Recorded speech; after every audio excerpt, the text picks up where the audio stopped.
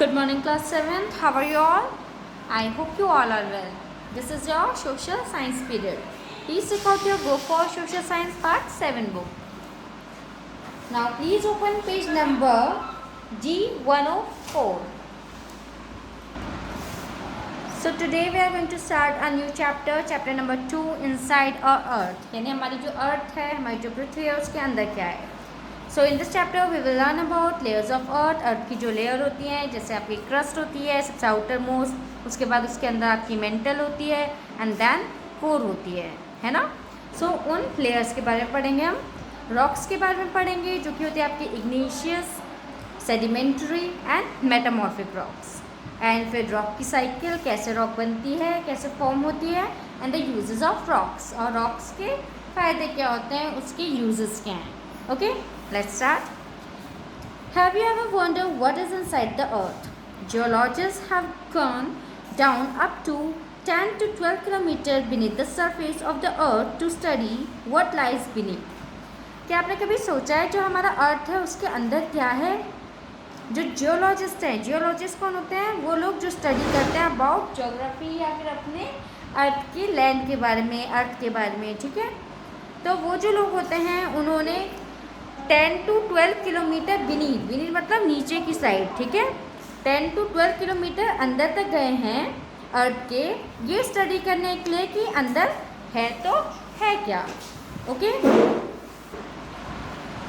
Geologist are scientist who study the earth. Geologist वो scientist होते हैं जो किसके बारे में पढ़ते हैं, हमारी अर्थ के बारे में, उसकी लैंड के बारे में, उसके एनवायरनमेंट के बारे में. मेन चीज़ होती है जो आपकी अर्थ के बारे में बात करते हैं, यानी अर्थ के नीचे क्या है. ठीक है, अर्थ किससे बना है, अर्थ में क्या क्या प्रेजेंट है, इस तरह से. The digging was done using special drilling equipment. जो डिगिंग होती है वो कैसे होती है, कोई ड्रिलिंग इक्विपमेंट होता है, यानी कोई औजार होता है जिससे हम ड्रिल कर पाते हैं. ड्रिल मतलब खोदना एक तरह से. Okay, compare to the radius of earth which is 6,400 kilometre, the hole is merely a scratch.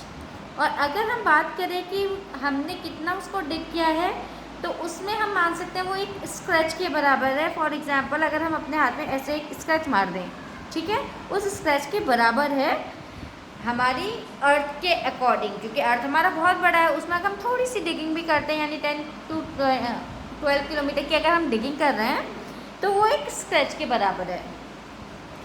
Even the deepest mine of the world in South Africa is only 3 to 4 kilometre deep. और जो सबसे ज़्यादा deepest mine है, ठीक है, mine क्या होता है, जहाँ से हम अलग अलग तरह की ओर्स निकालते हैं, जैसे गोल्ड ओर. ठीक है, गोल्ड निकालते हैं, सिल्वर निकालते हैं, या फिर हम लोग कोल निकालते हैं. कोल मीन्स क्या होता है, कोयला. ठीक है, तो उसको निकालने के लिए हम जो गड्ढे करते हैं, जो हम उसमें डिग करते हैं, वो जो डिग होता है वो 3 to 4 किलोमीटर का होता है सिर्फ. ठीक है, वो और जो सबसे ज़्यादा डीपेस्ट है, यानी जो सबसे ज़्यादा गहरा गड्ढा है हमारा, वो हमारा 3 to 4 किलोमीटर का है. Why is it that we have not been able to go deeper using drilling and fine equipments. और ऐसा क्यों है कि हम ज़्यादा डीपर नहीं जा पाए,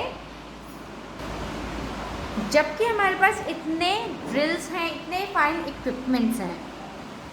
this is because at 12 kilometre the pressure and temperature is so high that it can melt the toughest of the equipment.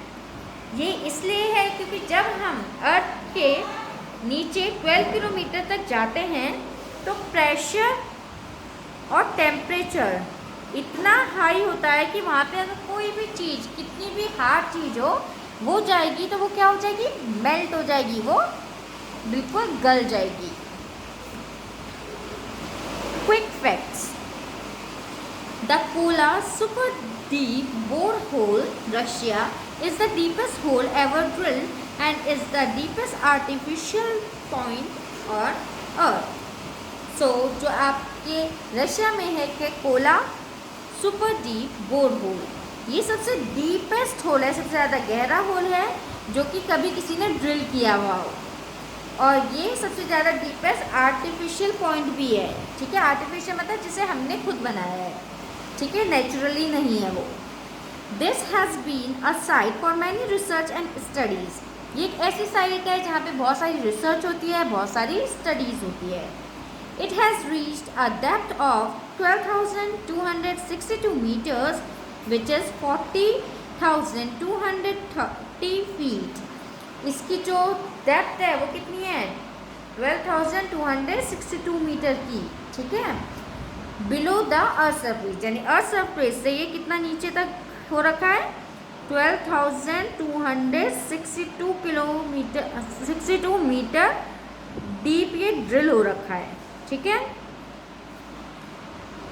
Let's move to the next one. Even though we have never been able to reach the center of the earth, we have learned about the contents of the same। हालांकि हम अभी तक अर्थ के पूरे deep, बिल्कुल अंदर तक, बिल्कुल सेंटर तक, उसके बिल्कुल सेंटर यानी यहाँ पे बिल्कुल जो सेंटर पार्ट है वहाँ तक नहीं पहुँच पाए हैं, but we knew it very well कि वो कैसा है। In the early part of 20th century geologist studied seismic waves. अब जब 20th सेंचुरी में जो जियोलॉजिस्ट है, यानी जो स्टडी करते हैं अबाउट अर्थ, जियोलॉजिस्ट कौन होते हैं? जो स्टडी करते हैं अर्थ के बारे में, उन्होंने पढ़ा था अबाउट सेस्मिक वेव्स। उन्होंने किस बारे में पढ़ा? About seismic waves, to learn more about the structure of earth interior. Seismic waves के बारे में पढ़ा था ताकि वो अर्थ के इंटीरियर, अर्थ के अंदर क्या है उसके बारे में जान सके। अब ये सेस्मिक वेव्स होते क्या हैं? Let's see. Seismic waves are vibration generated by earthquakes और man made explosion that travels through earth. Seismic waves एक वाइब्रेशन होती है। वाइब्रेशन मतलब जैसे फोन को हम वाइब्रेट मोड पे रखते हैं तो वो कैसे कांपता है ना, वैसे ही जो अर्थक्वेक होता है उसमें भी आपकी ज़मीन कांपती है ना। तो सेस्मिक वेव्स वो वाइब्रेशन होती है जो कि अर्थक्वेक से आए या फिर मैन मेड एक्सप्लोजन से भी आ सकती है। कोई एक्सप्लोजन किया है तो उससे भी धरती कांपती है, ठीक है। तो इन दोनों के होने पे जब एक वेव आती है, ठीक है, एक वाइब्रेशन आती है, इसे हम बोलते हैं सेस्मिक वेव। और इससे हम पता करते हैं कि ये अर्थ के थ्रू जाती है, क्योंकि जब आपकी अर्थ हिलेगी तो ये आपके पूरे अराउंड अर्थ के नीचे तक जाएगी। As these waves pass through earth, they pass through the different layer। और जब ये अर्थ से पास होती है, ठीक है, अर्थ हिलेगी तो अर्थ की जितनी लेयर है, सबसे ऊपर की लेयर है जो आपकी क्रस्ट, फिर मेंटल, फिर कोर, तो उसके थ्रू भी ये पास होती है वेव्स। और इससे क्या होता है? आपकी जो अर्थ होती है वो वाइब्रेट करती है। Since the density of each layer of earth is different, there is variation in the waves। क्योंकि हर अर्थ की लेयर की डेंसिटी अलग है, ठीक है। कोई बहुत ठोस है, थोड़ी कोई लिक्विड फॉर्म में है, कोई सॉलिड फॉर्म में है, ठीक है। तो इस वजह से उसका जो डेंसिटी है हर लेयर की, चाहे क्रस्ट की हो, मेंटल की हो या कोर की हो, वो डिफरेंट है। There is variation in the waves. और इसी वजह से जो वेव्स है उनमें भी वेरिएशन आता है, ठीक है। वेरिएशन मीन्स क्या होता है? डिफरेंस। वेरिएशन मीन्स क्या होता है? डिफरेंस। तो आपकी जो वेव्स होती हैं वो हर जगह अलग अलग तरह से शो होती हैं। आपका मेंटल में अलग होगी, कोर में अलग होगी, क्रस्ट में अलग होगी, ठीक है। यानी सॉलिड स्टेट में वो अलग तरह से शो करेगी, लिक्विड में अलग तरह से शो करेगी, ठीक है। The amount of time taken by these waves to pass through the earth is dependent on the material that it encounters along its path। और जो टाइम ये वेव्स लेती हैं पास करने में, ठीक है, एक लेयर से दूसरी लेयर में अगर ये फॉर एग्जांपल ये सेस्मिक वेव्स है, ठीक है, ये पास हो रही हैं, ठीक है। तो यहाँ पे जो बाहर का पार्ट है वो हार्ड है हमारा, तो उसमें क्या पार्टिकल मिल रहा है उसे, उसके अकॉर्डिंग उसका टाइम चेंज होगा।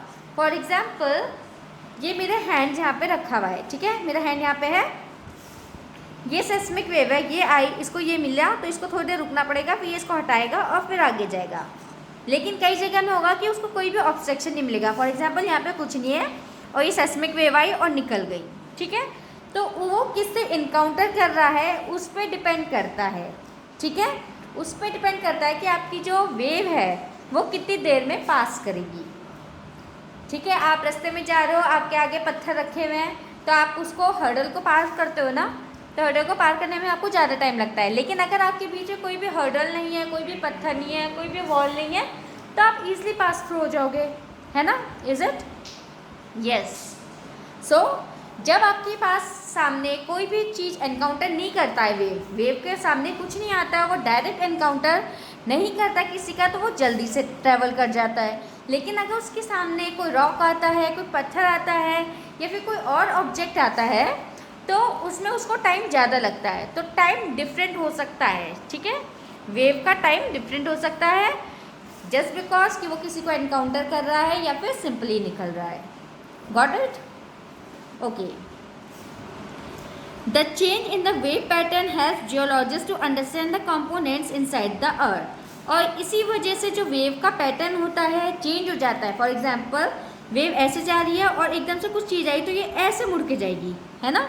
तो जब ये ऐसे मुड़ेगी तो हमें पता चल जाएगा कि इसके अंदर कुछ सॉलिड पार्ट है ना? जियोलॉजिस्ट को पता चल जाता है इसके अंदर कोई सॉलिड पार्ट है। तो इस तरह से वो पता लगाते हैं कि कौन सा मटेरियल कहाँ पे प्रेजेंट है।